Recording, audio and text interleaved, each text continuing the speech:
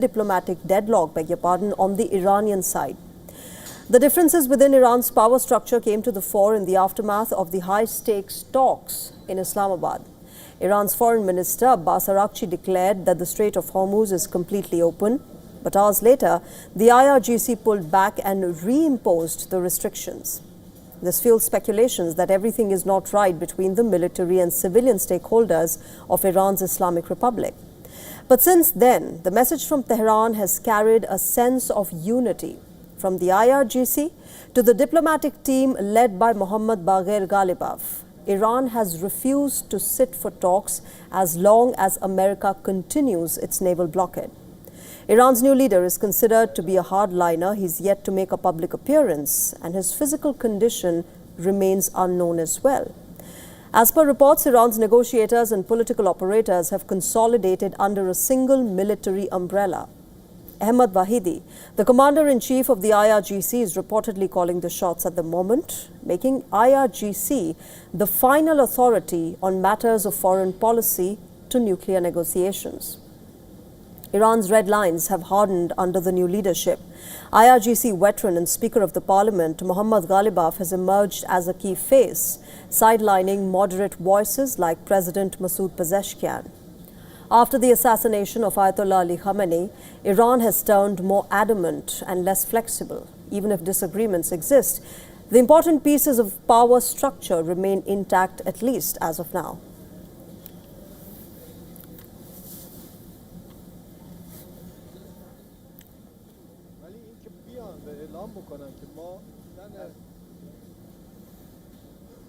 And from Iran's leadership, let's talk about what has been happening within America and its leadership. U.S. Navy's top civilian official is now leaving his job. The Pentagon has announced that Secretary of the Navy, John Phelan, will leave his office immediately without providing an explanation for the sudden exit. Now, Phelan's departure follows the removal of top U.S. Army officer General Randy George and two other senior officers earlier this month. In a statement on X, the Pentagon spokesperson Sean Parnell said that Phelan is departing the administration effective immediately. He would be replaced in an acting capacity by Undersecretary Hung Chow. Phelan is a civilian who had not previously served in the military. He was sworn in as Secretary of the Navy in March of 2025 after being nominated by President Trump in 2024. According to the New York Times, Phelan's removal came after months of growing friction between the Defense Secretary, Pete Hegseth.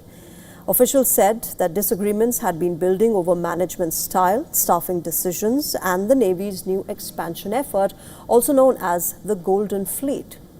Since returning to office early last year, President Donald Trump has overseen a purge of top military personnel, including the chairman of the Joint Chiefs of Staff, General Charles C.Q. Brown, whom he had fired without any explanation in February last year. Other senior officers dismissed include the heads of the U.S. Navy and Coast Guard, the general who headed the National Security Agency, the vice chief of staff of the Air Force, a Navy admiral assigned to NATO, and three top military lawyers. The U.S. Secretary of War, Pete Hegseth, has insisted that the president is simply choosing the leader that he wants. But Democratic lawmakers have raised concerns about the potential politicization of the traditionally neutral U.S. military.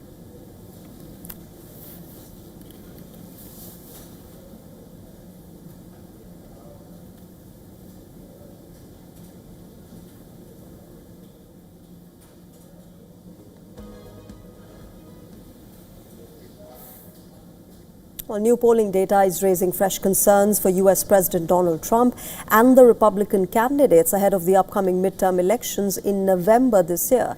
Remember, multiple polls in the United States have showed declining approval ratings on the president's handling of the economy, his immigration policy, and the conflict in Iran. A series of major polls released this week, including surveys from Reuters, Ipsos, Strength in Numbers, Verisight, and AP Nog, show Trump's approval rating hovering in the mid to low 30s at 36, 35, and 33% respectively. Now, these figures mark some of the weakest numbers of his presidency. Meanwhile, the NBC Decision Desk poll reported Trump's personal approval has hit yet another low, with just 37% backing his performance. In fact, 67% disapprove of Trump's handling of the war in Iran, while a majority of the 61% of Americans say that the US should avoid taking any further military action in Iran.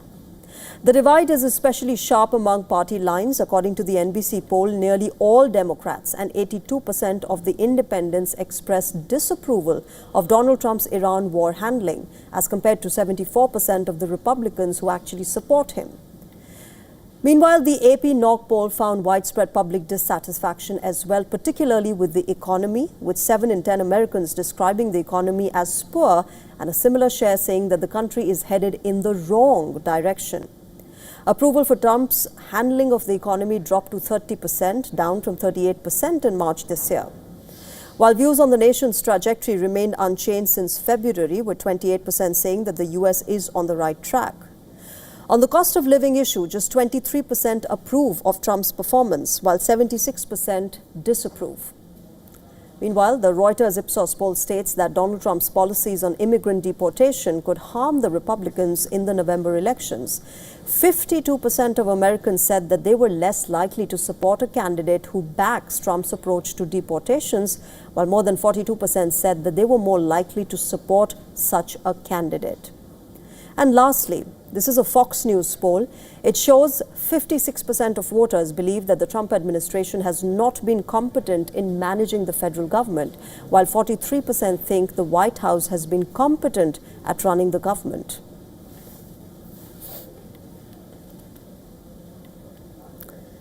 All right, let me go across to our correspondent, Susan Teherani. She's joining us live on the broadcast from New York. Susan, these are challenging times for Donald Trump. His approval ratings, of course, have been reducing week after week, particularly regarding economy, immigration, as well as the Iran conflict. Get us more on how the Republicans are planning to make sure that this doesn't happen.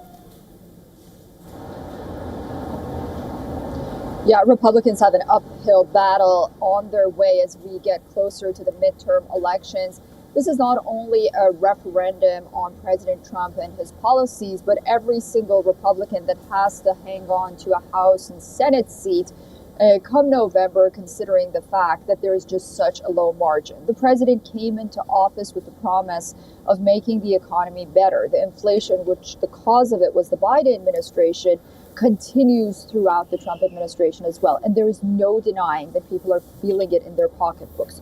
Groceries are still at an all-time high. People aren't able to pay for basic needs. They're saying that they are not better off right now with the Trump administration, and the economy really has to have an overhaul for the inflation to come down. I mean, you could ultimately maybe balance it out with some wage increases, but as for now, it just seems like the administration wasn't able to tackle inflation the way the American public wanted to. In terms of immigration, it'll be interesting to see by November how Americans feel, considering the fact that now that Kristi Noem is out of the Department of Homeland Security, it was widely believed that it was her draconian immigration policies that really made headlines to such an extent that put this issue on the map for voters. I'd be interested to see what happens with the issue of immigration, because overall Americans do want safer borders. But, the Iran war is one thing because it affects gas prices. Again, though, it goes back to the economy. When you have grocery prices so high, the cost of living so high, and then you have gas prices at some places over $4 a gallon, it's a very, very challenging situation for the Republicans to tackle.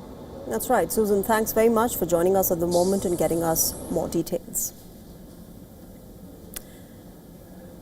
All right, let's now go across to how there has been election season here in India. Voting in 152 out of the 294 assembly seats has concluded in West Bengal. This battle is between Chief Minister Mamata Banerjee, who is, remember, seeking a fourth consecutive term, and the Bharatiya Janata Party, led by Prime Minister Narendra Modi.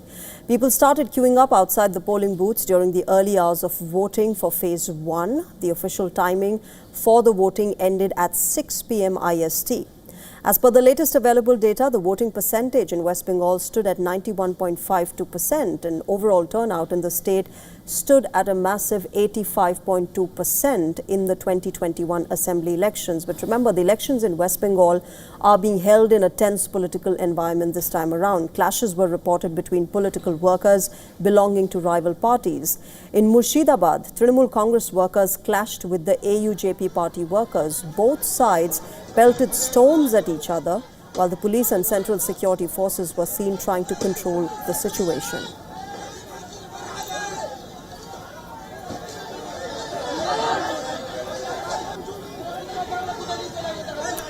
Earlier, several people were injured after unidentified people hurled a crude bomb in Murshidabad.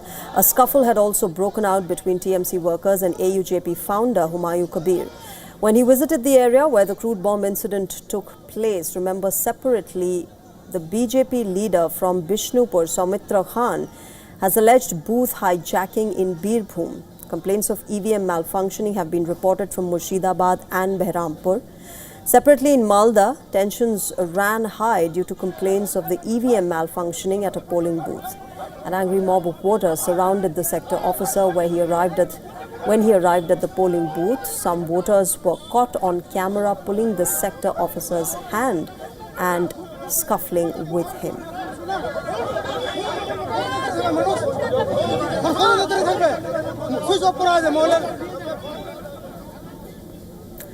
There are 12 assembly seats in the Malda district. Out of these, a total of 8 seats went to the Trinamool Congress back in 2021, and the rest of the 4 seats were taken by the BJP. A political fate of several heavyweights is on the line in the first phase. Let's quickly tell you who the key candidates are. First up is BJP's Shubhendu Adhikari, the leader of opposition in the West Bengal Assembly. Adhikari is a veteran politician who defeated Mamata Banerjee from Nandigram back in 2021. This time around, he's pitted against TMC's Pabitra Kaur, who is a political turncoat. She left TMC for BJP and again joined the Trinamool Congress. He was once considered to be a close aide of Shubhendu Adhikari, but now, of course, Pabitra Kaur is fighting against his former ally. Senior BJP leader and former state president Dilip Ghosh, who's been a prominent face of the party's expansion in West Bengal, is contesting from the Kharagpur Sadar constituency. Meanwhile, veteran Congress leader Adhir Ranjan Chaudhary is making a comeback to state politics after 25 years. This is seen as a crucial move to revive the Congress in Murshidabad. He is contesting from the Behrampur Assembly constituency in Murshidabad and is up against BJP MLA Shubrata Moitra. Chief Minister Mamata Banerjee, meanwhile, is contesting from the Bhabanipur seat, which will go to polls in the second phase on the 29th of April. The fate of the 294-member assembly will be revealed on the 4th of May. And for more on what happened today, our correspondent Dharamjot Kaur has sent us this report from West Bengal's Nandigram. Take a look.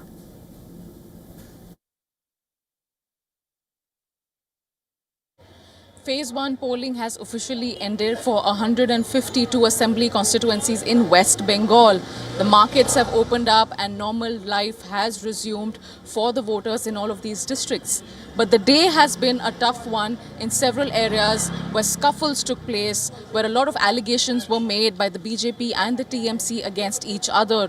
Now, several lawmakers were targeted by locals who BJP said were TMC workers. And on the contrary, the Trinamool Congress has accused the BJP of using the central forces deployed in these areas of trying to stop voters from casting their ballot. Now, a lot of these accusations and barbs have been traded, but still there has been a record turnout, at least in phase 1, just under 90% so far, and the number could be higher in the future. How phase 2 turns out now is the big question as campaigning resumes in several parts of West Bengal, where the second phase of election is due to be held on April 29th. The results, of course, of this intense battle we will find out on May the 4th. With video journalist Joy here in West Bengal, this is Dharamjot Kaur for WION World is One. From West Bengal, let's shift our focus to Tamil Nadu. India's southern state of Tamil Nadu witnessed a record voter turnout today. People delivered their verdict on all 234 assembly seats. The multipolar electoral contest, remember, pits regional and national political parties against each other. In the battle of alliances, new entrant TVK, led by actor-turned-politician Vijay, has been trying to make inroads into the state assembly. Voting percentage in Tamil Nadu today has surpassed the 2021 assembly election numbers. As per the latest count, 84% of the total electorate cast their mandate. During the previous elections, remember, the overall voter turnout was standing at 76.6%. Now, incumbent Chief Minister M.K. Stalin is eyeing to script electoral history by etching his name among the rare politicians who have managed to retain power in the state. Since the 1970s, political power has alternated between the DMK and the AIA-DMK. This trend was disrupted only in 2016 when the late Jayalalitha of the AIA-DMK had 1 consecutive terms. M.K. Stalin, who is contesting from the Kolathur constituency, secured a resounding victory from the seat in 2021 with 61% vote. Stalin's political heir and his son, Udayanidhi Stalin, is contesting from the Chipok seat. He continues to play a key role in the party's functioning. The stakes are high for the AIA-DMK as well, which suffered setbacks in the 2021 assembly polls and the 2024 Lok Sabha elections. The assembly polls are being seen as a battle for relevance and survival for the party. The elections are also a huge test for Edappadi K. Palaniswamy, or EPS, whose political future and leadership is likely to depend on the outcome. Now, Edappadi K. Palaniswamy is contesting from his stronghold of Edappadi in Salem district. The alliance partner, Bharatiya Janata Party, is contesting on 27 seats. The National Party has fielded key leaders including Vanati Srinivasan and L. Murugan, both aiming to expand the party's footprint in the state. But the ultimate X-factor in these polls is actor-politician Vijay, whose party TVK is eyeing to shake off the dominance of Dravidian parties in Tamil Nadu's politics. In fact, Vijay himself is contesting from 2 seats, that's Perambur and Tiruchirappalli East. While the actor drew massive crowds during his election rallies, remember, it remains to be seen if he can actually translate his fandom into political support. Since 1991, no party other than the DMK and the AIA-DMK has managed to get a vote share in double digits. But the political dynamics in a diverse political arena of Tamil Nadu is perfectly capable of delivering a surprise. And our principal correspondent, Siddharth MP, has sent us this report from Chennai. Take a look. Voting has ended in Tamil Nadu. The fate of 4,000 candidates has been sealed in the electronic voting machines. Now, the countdown is to May 4th, which is the result day. That's when we'll get to know what the people of Tamil Nadu have decided and who will get to rule the state for the next 5 years. Tamil Nadu has 5.73 crore voters, and estimates say that there's been record polling this time around. We'll have to wait to understand what caused this record polling. Is it anti-incumbency? Is it women and youth coming out in large numbers? Or perhaps is it also the cleanup of the electoral rolls which has improved the polling percentage overall? However, let's also tell you that the polling exercise has been incident-free and it went on completely smoothly all across Tamil Nadu. In fact, there were observers from at least 10 friendly foreign nations who were present in Chennai to witness how this mammoth exercise was conducted by the Election Commission. The observers were either diplomats or election officials from friendly foreign nations including Ghana, Egypt, Sri Lanka, Mauritius and many more. They were here to see the logistics, they were here to see the electronic voting machines, the technology and the overall infrastructure that makes elections possible in India. From Chennai, Siddharth MP, WION World is One. Shifting our focus now, British Prime Minister Keir Starmer is under fire over his handling of the Peter Mandelson scandal. Starmer faced a grilling session in the Parliament as reports suggested emerging in the cabinet over his decision to sack the senior civil servant Ollie Robbins, who was a former top foreign ministry official who was sacked last week. He said that he had faced constant pressure from Keir Starmer's office. Robbins also claimed that this was to rush through to the appointment of Mandelson despite security concerns. Ollie Robbins was fired last week after the revelation that Mandelson was approved on the role against the recommendation of the security vetting agency. He also said that the concerns about Mandelson did not relate to his relationship with Epstein. And so what the meeting I had with the director on the 29th of January, it was an oral briefing. No documents were presented to me, nor did I particularly expect them to be. I have never seen a UKSV document. I was briefed that UKSV considered Mandelson a borderline case and that they were leaning towards recommending that clearance be denied. but that the Foreign Office's Security Department assessed that the risks identified as of highest concern by UKSV could be managed and or mitigated. I was also told that the risks did not relate to Mandelson's relationship with Jeffrey Epstein. The Prime Minister, however, claims that concerns regarding the pick for envoy to the US were not brought to his attention. Before Mandelson took up his post, UKSV recommended with red flags that clearance should be denied, and there was high concern that was not brought to my attention or the attention of the Foreign Secretary at the time or subsequently is a very serious error of judgment, and anyone in my position would have lost confidence in the former Permanent Secretary. Reports say that cabinet ministers have expressed concerns about Starmer's decision to sack Robbins. According to a Guardian report, a senior minister refused to say that the dismissal was fair, and several officials called for him to be reinstated.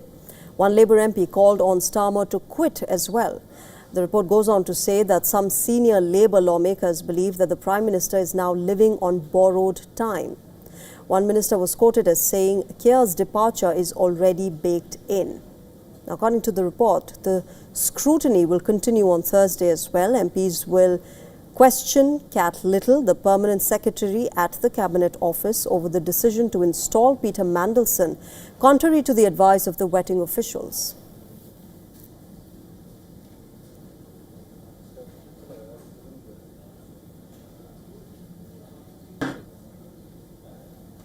Gaza is preparing for a rare democratic exercise amid war devastation. Palestinians in central Gaza are preparing to vote for municipal elections in Deir al-Balah that are scheduled to be held this weekend.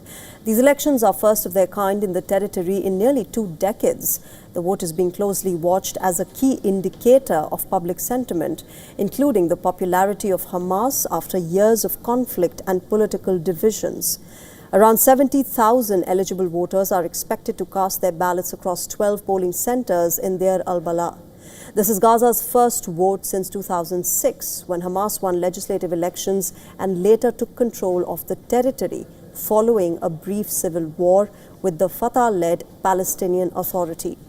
4 candidate lists are competing in this election, including one believed to have pro-Hamas figures. However, Hamas has officially boycotted the vote. The group has cited disagreements with the Palestinian Authority over conditions that require candidates to recognize Israel.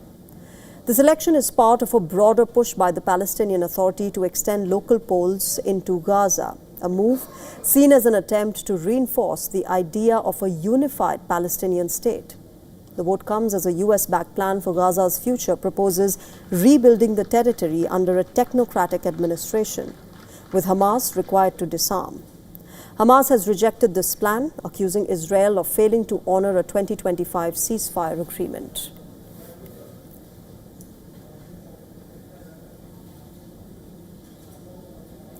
Thousands of students took to the streets of the Czech Republic protesting a controversial government plan that could reshape the country's public media.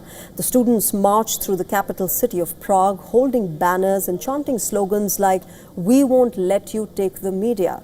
In fact, similar demonstrations were also reported in other cities across the country. At the center of this unrest is a proposal from the coalition government led by Prime Minister Andrej Babis.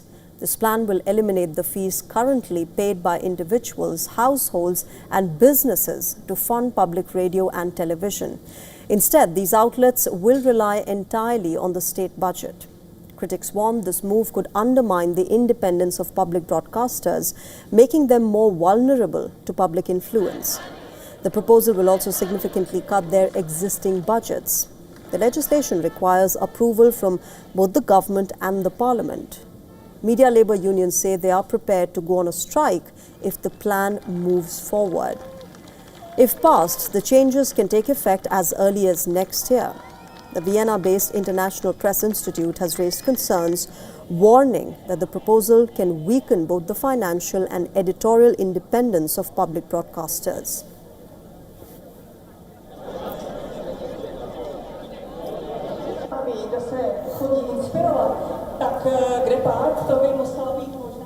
All right, with that, it's a wrap on this edition of Race to Power. Thank you very much for joining us tonight. Bye-bye.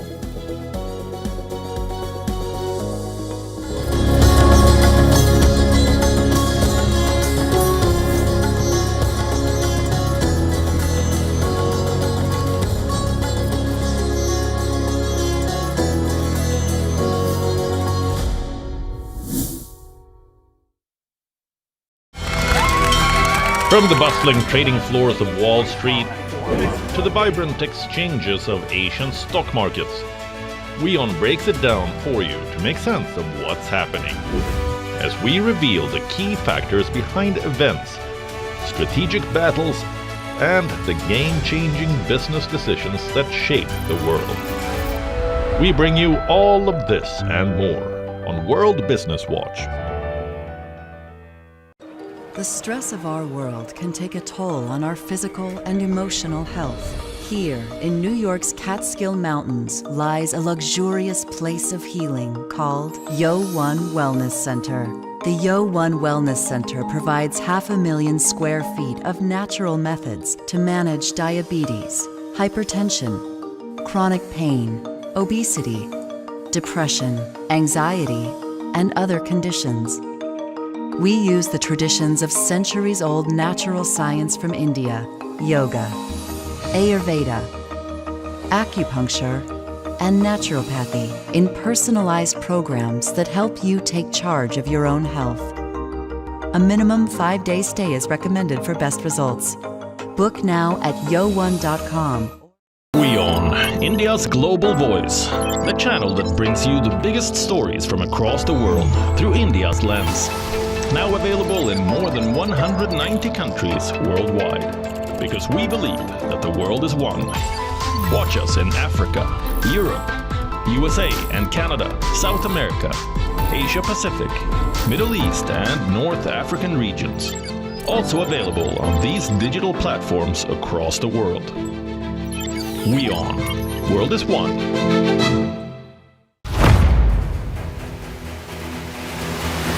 Get the latest updates. Destroy their breaking missiles news. and raise their Credible, clear,